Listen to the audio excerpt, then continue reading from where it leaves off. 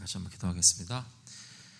하나님 아버지, 주님께서 저에게 늘 내려주시는 은혜가 저에게 정말로 족하고 저희 마음이 만족을 그 안에서 느낍니다. 때로는 저희가 힘들고 어려워도 주님께 나와서 다시 한번 주님을 바라볼 때 저에게 부어주시는 은혜들을 오늘도 경험하기를 원합니다.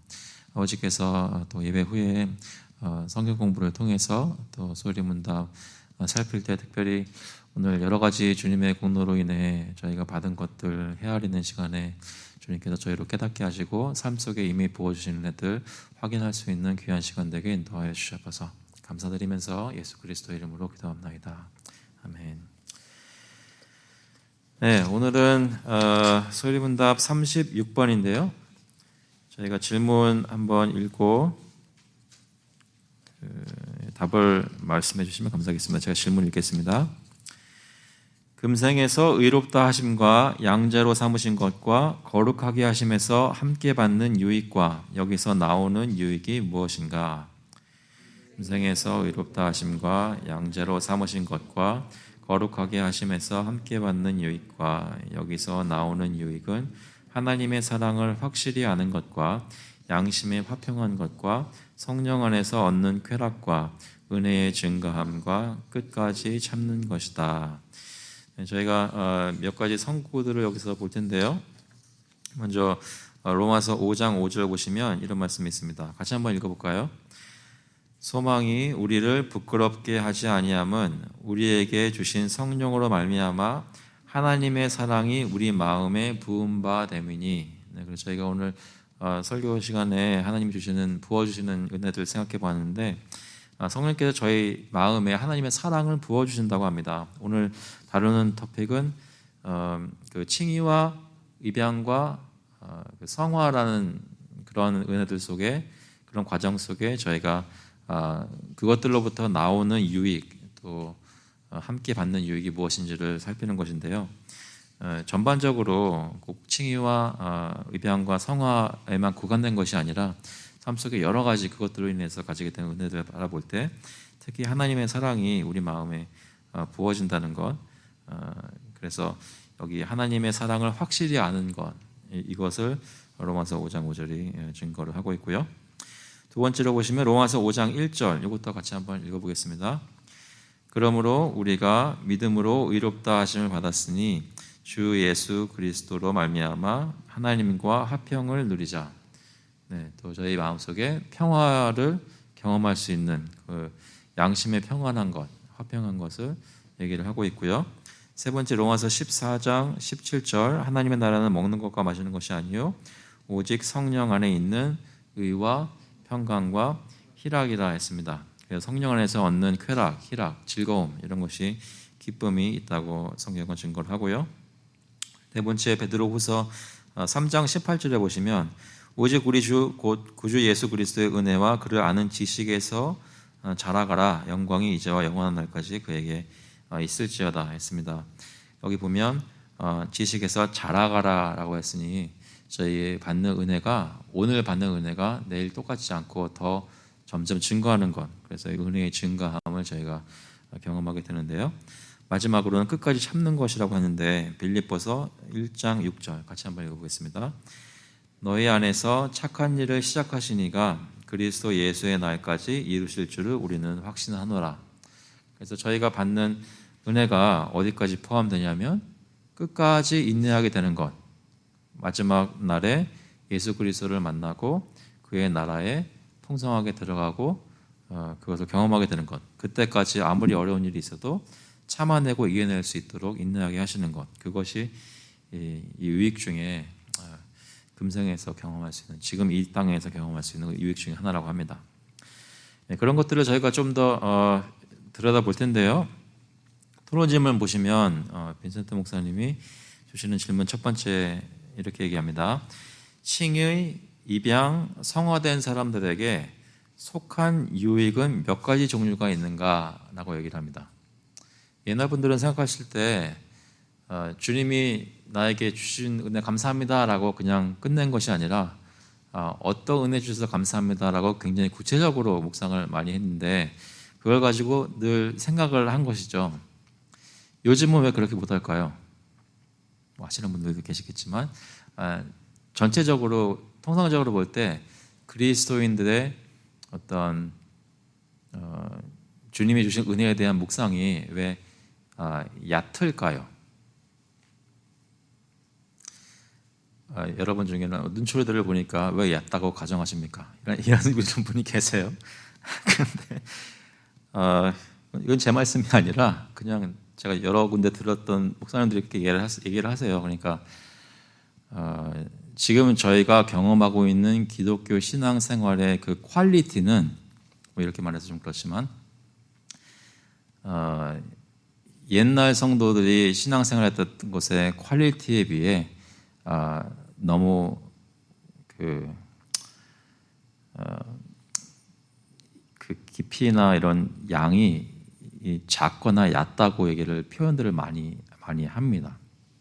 이런 첫 번째로 제가 그런 말을 들었을 때는 누구한테 들었냐면 저희 그 대학교 때 간사님 CC 간사님이 그런 얘기하셨어요. 그러면서 뭐라고 그러셨냐면 신앙 서적 같은 거를 볼 때 요즘 나오는 신앙 서적을 읽는 것보다 왜냐하면 제가 여쭤봤거든요. 그 집에 갔더니 맨날 옛날 무슨 책들만 있는 거예요. 그래가지고 왜 꼭 이런 거를 봐야 되냐 했더니 꼭 옛날 거라서 좋은 게 아니라 실제로 객관적으로 볼 때 그 내용이 그 풍성함이나 깊이가 그냥 급이 다르다고 얘기를 하시더라고요. 처음에는 잘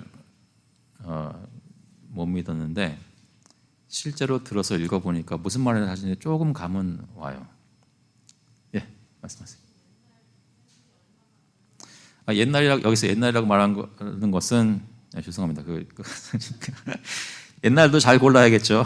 근데 보통 그 종교 개혁이 있은 후에 종교 개혁 때잖아요. 근데 그 후에 그것이 잘 발전이 돼서 그러니까 쉽게 말하자면 저희가 지금 공부하고 있는 소요리 문답 그게 쓰여진 때가 1647년부터 9년 이때 사이거든요. 그러니까 17세기죠. 이 얘기도 말씀드렸었나요? 제 교회사 교수님이 어떤 얘기를 하셨냐면 그 교수님 자신이 하나님이었다면 예수님 보내는 시간을 딱 그때 했을 것 같아요. 무슨 얘기냐면 사람들의 신앙이 정리가 되고 주님의 말씀의 진리를 깊이 생각하고 정말 어떤 산 정상에 올라가는 그런 때라고 생각하셨던 것 같아요. 교회 살짝 보니까. 그래서 그때 딱 예수님이 제대하시면 될 것을라고 생각을 하셨을 것 같아요.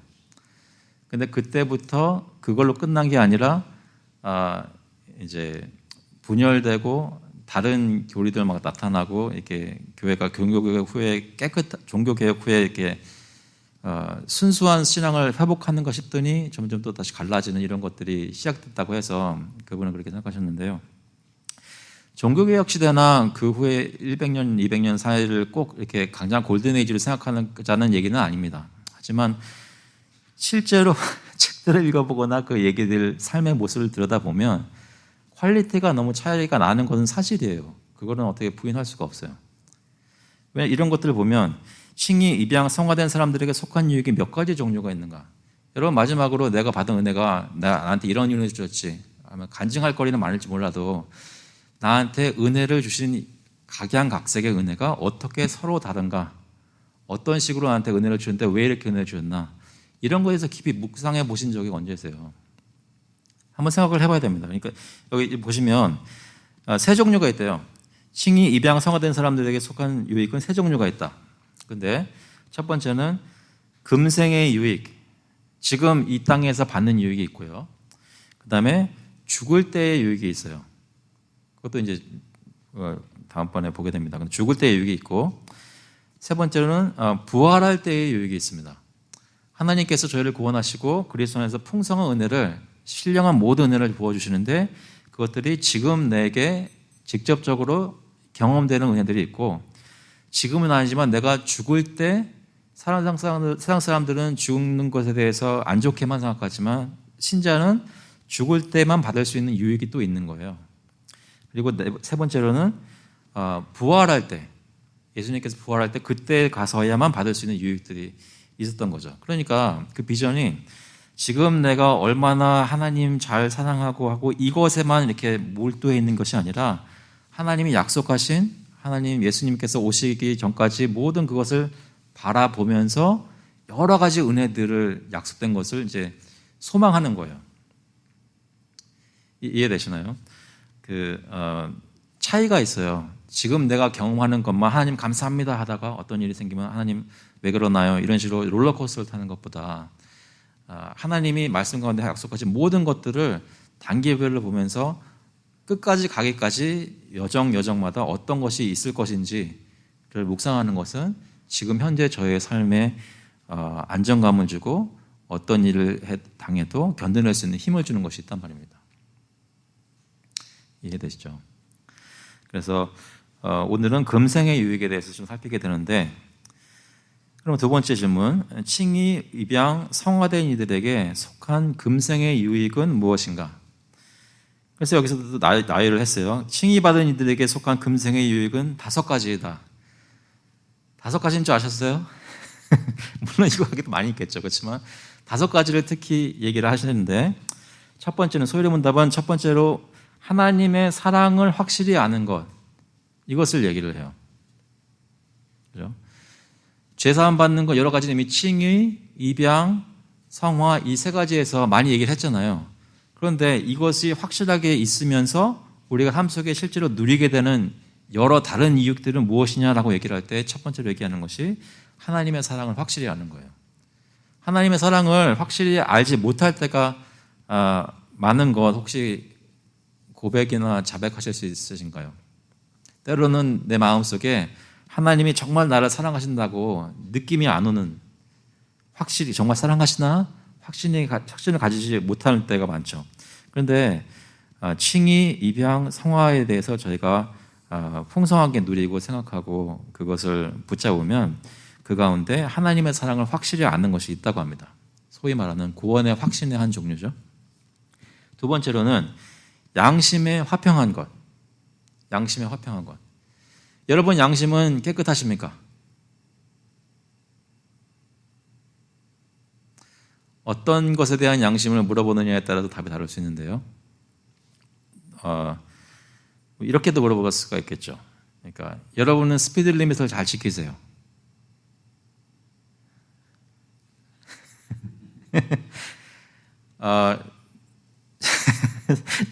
차 앞차하고 거리를 잘 유지하시나요? 이런 적은 없으세요? 거울에 나오는 뒷차를 보면서 저 차가 왜 이렇게 가까이 따라고 나오고 화를 내는 경우가 많았는데 내 자신은 정작 많이 떨어지지 않는 거룩하신 분들이십니다. 여러분 양심에 비즈니스를 하는데 예전에는 이런 얘기 좀 많이 했었는데 세금을 확실히 내시나요? 자영업 하시는 분한테 되는 거겠긴 하지만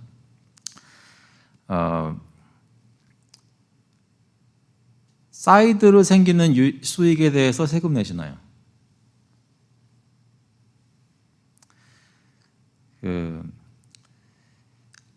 아이들한테 한 번도 거짓말을 하지 않나요?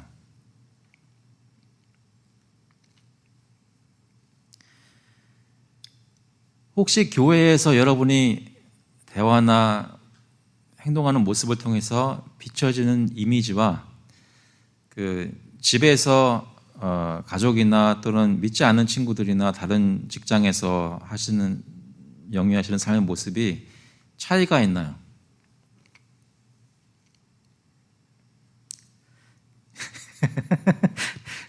예, 어떠신지 모르겠어요.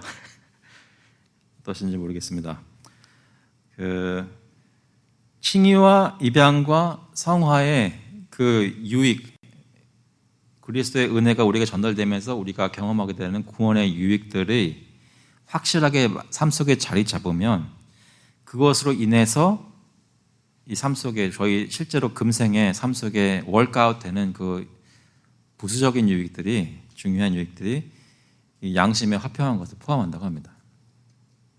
그래서 혹시 누가 그런 질문을 할 때 아이고 찔리는데 왜 이러지라는 것이 지금 어렴풋이 알기는 지금만 잠깐 찔리는 거고 조금 있으면 또 아무런 문제 없이 그냥 살 것이다라고 생각되는 그런 삶 속에 살고 계시다면 이런 것에 한번 몰두해 보시고 이런 것을 적용하는 것에 힘써 보시면 그런 양심이 화평하게 됨도 경험하실 수 있다는 거죠. 세 번째로 성령 안에서 얻는 쾌락. 무엇을 즐거워하시느냐? 누가 물어본다면 무엇을 가장 즐거워한다고 얘기를 하시겠어요? 내가 성령 안에서 주님과 교제하는 것을 가장 기뻐할까요? 네 번째는 은혜의 증가함. 저희가 보통 이런 질문도 많이 하죠. 그러니까 5년 전의 신앙, 믿음 상태와 지금과의 믿음 상태를 비교해 보면 믿음의 성장이 있었다고 말씀할 수 있겠습니까? 라고 누가 물어본다면 그러면 내가 지금 이렇게 신앙생활하고 있는데 이렇게만 하고 있으면 5년 후에는 자라있을 것이라고 인간적으로 보기는 하겠지만 그래도 자라있을 것이라고 기대해 볼 수 있습니다라고 얘기할 수 있어요? 어떠세요? 은혜는 물론 업앤다운이 있지만 이 칭의와 입양과 성화라는 유익 가운데 늘 거하게 되면 은혜의 증가함도 신앙의 성장함도 익스펙트 할 수 있다는 것입니다. 다섯 번째는 끝까지 굳게 참는 것, 인내한다는 것이죠. 그러니까 그 튤립이라고 아시죠? 그 마지막이 그 Perseverance of Saints에서 성도의 견인 해가지고 한 번 구원받으면 잃지 않는다는 것을 저희가 믿는데요. 끝까지 굳게 참는 것이 저희 금생에 주님께서 주시는 유익이라고 합니다. 그래서 로마서 5장 1절 아까 읽었던 것 또 5절 읽었던 걸 보시면 주 예수 그리스도로 말미암아 하나님과 화평을 누리자. 믿음으로 서있는 이 은혜에 들어감을 예수 그리스도로 말미암아 얻었으며 하나님의 영광을 바라고 즐거워하느니라. 소망이 우리를 부끄럽게 하지 아니하면 우리에게 주신 성령으로 말미암아 하나님의 사랑이 우리 마음에 부음받음이니. 저희 간절한 기도는 저희 교회에 계시는 모든 교우들이 신앙생활을 할 때 이런 식으로 경험을 하고 계시는 것을 기도를 합니다. 그것을 저희가 바라요. 여러분의 삶 속에 마음 속에 이런 소망이 또 하나님의 사랑이 늘 풍성하게 되어 있는 그런 상태로 자라나가는 것을 저희가 바랍니다. 빌립보서 1장 6절에 너희 안에서 착한 일을 시작하시니까 그리스도 예수의 날까지 이루실 줄을 우리는 확신하노라. 이것은 주님께서 주시는 은혜로 주시는 유익입니다. 그렇기 때문에 확신할 수가 있죠.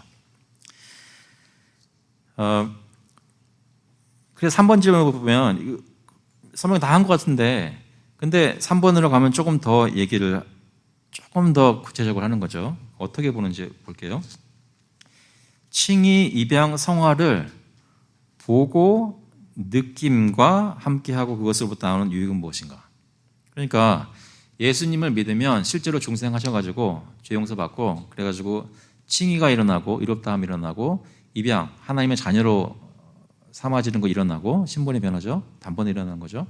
성화, 그래서 단번에 죄의 사슬도 끊어지지만 점점 거룩하게 되는 그런 것들을 저희가 얘기를 했잖아요.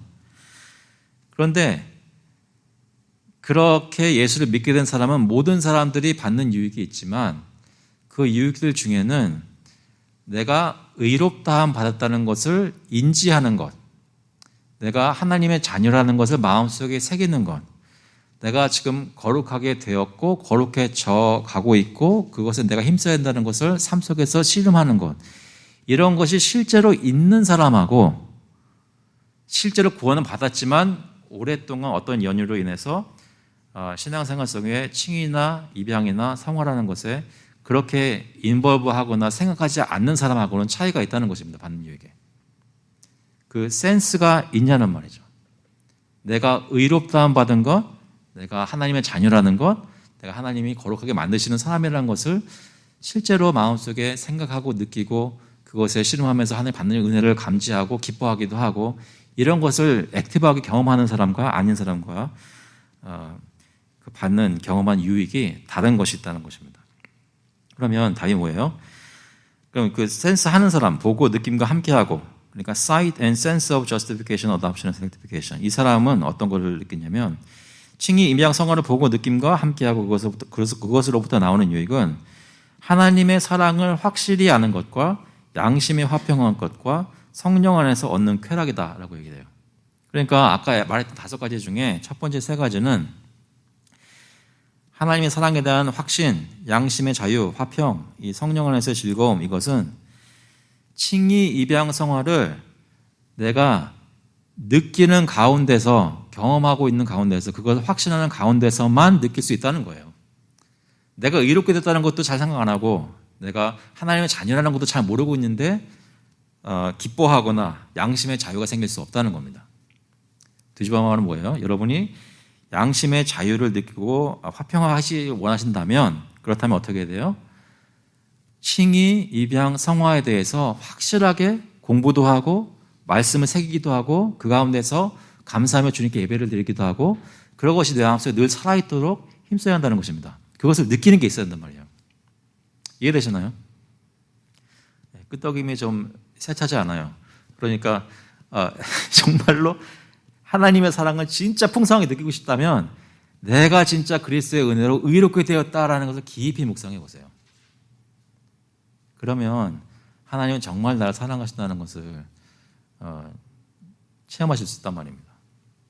제가 몇 번 말씀드렸던 것 같은데 제 삶 속에 신앙의 터닝 포인트가 있었던 것 중에 한 가지는 뭐였냐면, 누가 저한테 와가지고 대학교 1학년 때 너의 과거, 현재, 미래의 모든 죄가 다 용서함 받았다. 이미 네가 아직 못 받았는데 네가 열심히 기도하고 열심히 살아야 네가 받을 수 있는 게 아니라 지금 이미 하나님 너한테 완전한 죄사함을 주셨다라는 그런 파이널리티를 딱 이해를 시켰을 때, 그때 처음으로 이해됐던 게 뭐냐면 하나님이 나를 얼마나 사랑하면 그렇게까지 하셨을까라는 거였어요. 하나님이 나를 얼마나 사랑하면 그런 완전한 구원을 내게 주셨나라는 것을 그때 경험할 수 있었거든요.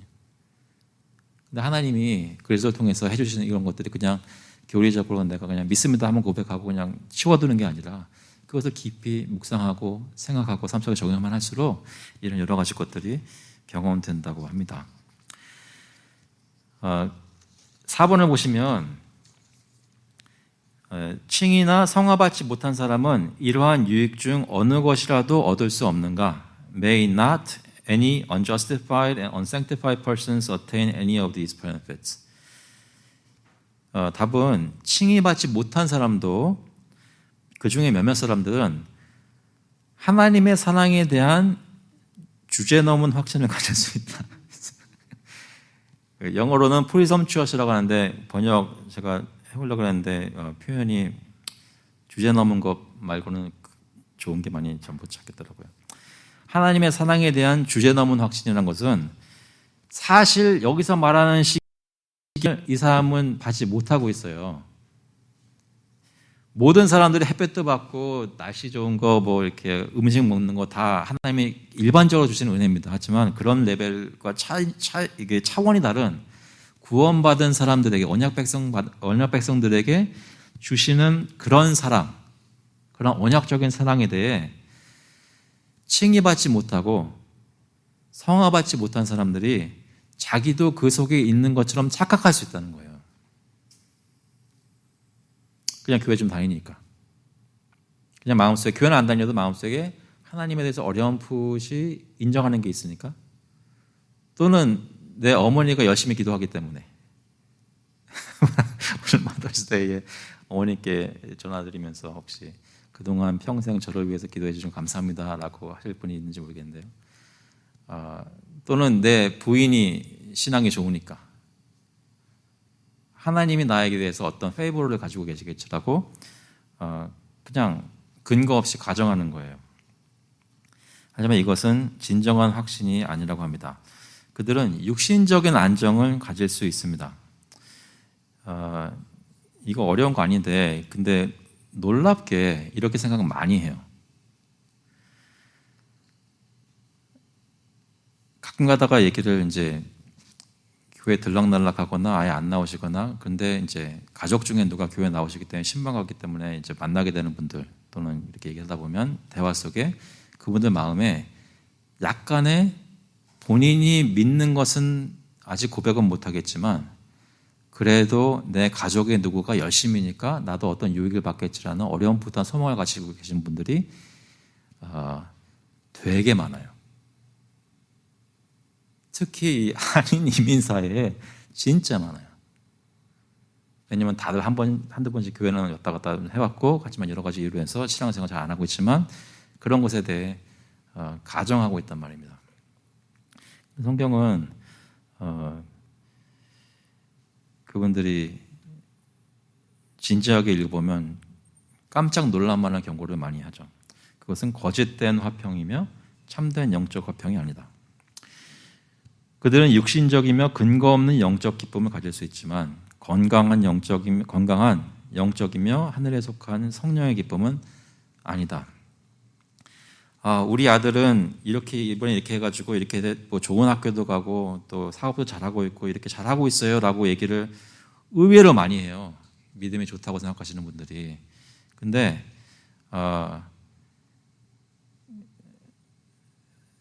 실제로 상황은 안 그런데 다 괜찮은 걸로 생각하신단 말이에요. 그건 거짓된 화평입니다. 이런 여기서 말하는 영적인 화평은 확신은 오직 참으로 칭의, 입양, 성화된 사람들에게만 주어집니다.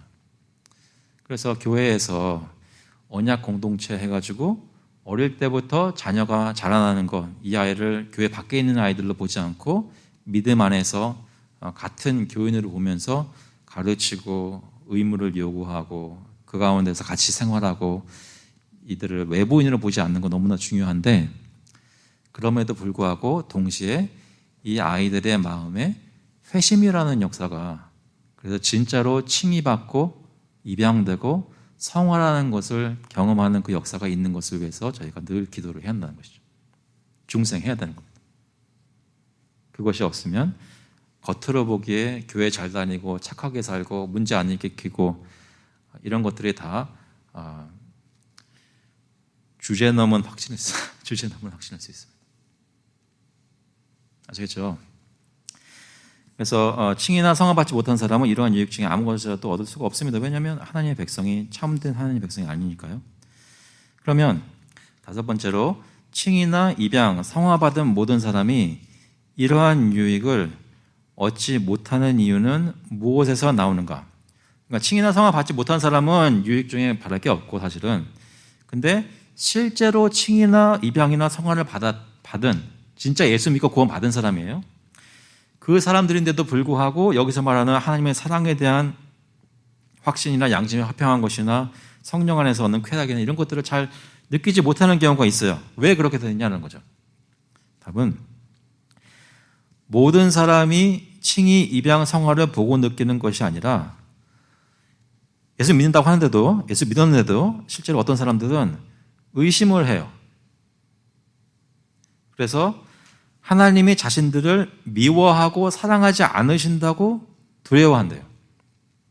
그래서 그들은 양심의 화평 대신 고통을 경험하면서 성령의 기쁨 대신 영적 슬픔을 느낀다고 합니다.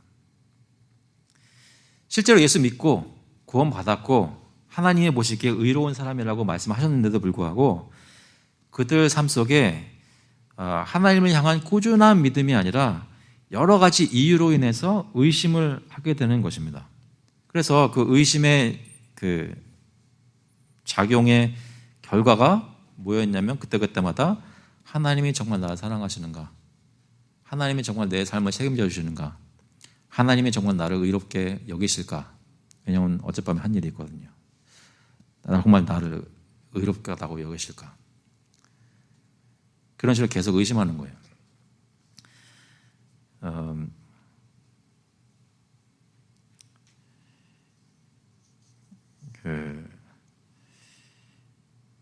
한마디 말씀드리고 계속 갈게요. 제가 이럴 때가 있었어요.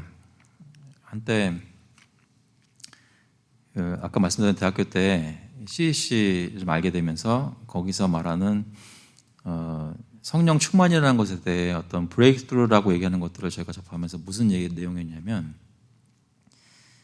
하나님이 원하시는 하나님의 뜻대로 기도하는 것을 기도하면 반드시 들어주신다. 그리고 하나님이 원하시는 그 하나님의 뜻 중에 하나는 우리가 성령 충만 받는 것이다. 그래가지고 그 공식이 어떻게 되냐면, 그러므로 내가 성령 충만을 위해 기도하면 내가 받은 것이라고 믿어야 된다 라는 논리가 있었어요.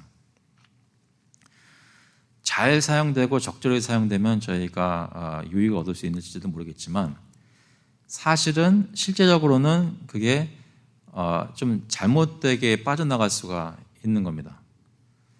내가 단순히 그냥 기도 한마디 했다고, 내가 다 성령 충만했다고 이렇게 확신을 하라고 얘기를 하는 것은 무리가 있는 경우가 사실 많단 말이죠. 왜 이 얘기를 드리냐면 예수 믿고 의롭다 칭함받고 입양되고 성화받은 사람이 실제로 그것을 느끼고 체험하는 이것은 쉽게 말해서 구원의 확신이라는 그런 생각은 단순히 누가 나한테 어떤 질문을 했는데 내가 그것에 대해서 예스라고 대답했다고 가지고 가질 수 있는 것이 아니란 말입니다. 다시 한번 말씀드릴게요. 구원의 확신은 당신은 오늘 돌아가시면 천국에 갈 걸 확신합니까? 해서 거기서 네 그래가지고 얘기하고, 그 다음에 왜 가신다고 생각하시는데요? 예수님 믿음으로입니다 라고 대답했다고 해서 내가 이 사람은 구원의 확신이 있는 사람이다 라고 생각하기에는 큰 무리가 있단 말입니다. 여기서 말하는 하나님의 사랑에 대한 확신은 그런 식으로 오는 게 아니에요. 여기서 말하는 하나님의 사랑에 대한 확신은 실제로 내가 의롭다고 말씀이 선포하는 것대로 살아봐야 알아요. 내가 하나님의 자녀라고 가르치는 것을 마음속에 받아들이고 자녀로 이 세상에서 살 때 하나님이 삶 속에서 역사하시는 것을 봐야 알아요. 삶이 인버브가 돼야 그 확신을 가질 수가 있어요. 그냥 내가 앵무새처럼 몇 마디 했다고 해서 그 사람 확신 가질 수 있습니다가 아니란 말이에요. 자칫 잘못하면 주제 넘은 확신을 가지는 것을 저희가 장려하는 걸 수가 있단 말입니다. 그래서 6번, 7번이 좀 중요한 게요. 하나님의 자녀는 어떻게 그의 칭의와 입양이 확실한 증거를 받을 수 있는가? 그럼 오케이, 그러면 이런 유익 얻고 싶으니까 칭의와 입양 성화에 대해 시리어스하게 생각하고 어떻게 확신 가지고 싶습니다. 어떻게 해야 되나요? 그럴 때 칭의와 입양의 확실한 증거를 어떻게 받습니까? 답은 하나님의 자녀는 그의 칭의와 입양에 대한 확실한 증거를 그의 성화를 통해 받을 수 있대요. 생각해 보시면 칭의나 입양은 우리 영적인 신분에 관한 것이잖아요. 눈에 보이는 게 아니라고요. 누가 증서를 주는 것도 아니고, 아무리 세례 증서를 줘도 이게 영적인 것이기 때문에 우리가 알려고 할 때 알 수가 없어요. 알 수 있는 방법이 있다면 성화를 통해서 알 수가 있어요. 그러면 내가 성화되고 있다는 것은 어떻게 아는가? 성화의 확실한 증거는 마지막에 뭐라 그래요? 성화의 확실한 증거는 은혜의 증가함이다 그랬어요. 그러니까 아까 제가 질문드렸죠. 5년 전에 여러분 신앙생활하고 지금 나의 신앙생활하고 비교해 봤을 때 어떻게 되고 있습니까? 라고 물어봤을 때 물론 아직도 부족하고 어려운 거 많이 했지만 이런 식으로 내가 주님에 대해서 더 배웠고, 그래서 예전에는 쉽게 이런 유혹에 빠질 수 있었던 것을 지금은 이렇게 안 빠지고 있습니다라고 고백하는 게 없으면, 그러면 성화가 확실히 일어나고 있는지를 알 수가 없는 거예요.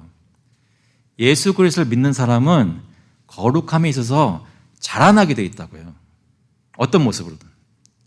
그런데 그 자라나가는 것을 확인하는 센스하는 것이 없으면 성화가 불분명해지고, 성화가 불분명해지면 칭의나 입양이 불분명해지고, 그런 것이 다 불분명해지면 아무리 노력을 하고 누가 무슨 말을 해도 내 마음속에 양심의 화평은 안 생기는 거예요.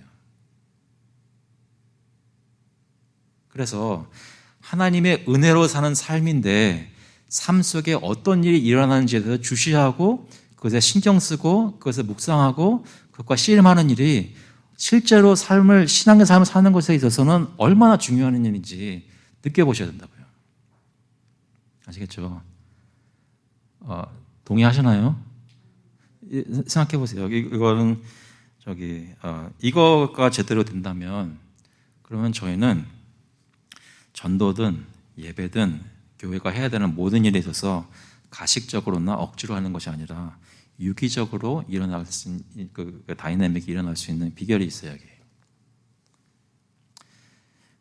그래서 내 삶 속에 또 우리 가족들의 삶 속에 그리스도의 참된 구원의 은혜들이 증가하고 있는가 그런 것들을 확인하고 그런 것들이 잘 될 수 있도록 양분을 공급받는 일들이 있도록 힘써야 됩니다.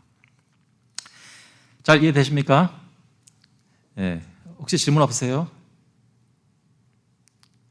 예, 질문이 있으시면 카톡이라는 좋은 툴이 있습니다. 이메일도 해주셔도 되지 않고 전화도 괜찮습니다. 그러니까 나중에 또 계속 얘기해 주시고요. 다음번 시간에 또 혹시 질문 있으시면 해주시면 감사하겠습니다. 같이 한번 기도하겠습니다. 하나님 아버지, 저희가 그냥 예전에 한번 마음속에 하나님이 은혜로 너무나 엄청나게 부어주신 그런 은혜의 순간들 어렴풋이 기억하며 그때를 추억하고 회상하는 것으로 저희 삶을 영위해 나가는 것이 아니라 지금 내 신앙생활 속에 또 앞으로 이번 주, 다음 주 지금으로부터의 살아나갈 그 신앙생활의 삶 그 속에서 하나님의 은혜를 예전보다 더욱 풍성하게 경험하고 느낄 수 있기를 간절히 바랍니다. 아버지, 저희가 머물러 있는 신앙이 되지 않게 하시고 주님의 신령한 모든 은혜가 무엇인지 조금씩이라도 더 알아가는 저희 될 수 있도록 주님께서 제정해 주시고 사용하시는, 통상적으로도 사용해 주시는 그런 은혜의 수단들이 저희 교우들 또 저희 교회 삶 속에 강력하게 역사해 주셔서 저희가 주님의 은혜를 정말 풍성하게 받아 마시고 누리고 또 나누어 주는 그런 교회가 될 수 있도록 주님 인도하여 주셔서 시간 주신 건 너무나 감사하고 예수 그리스도의 이름으로 기도합나이다. 아멘. 네, 감사합니다. 다음 주에 또 뵐게요.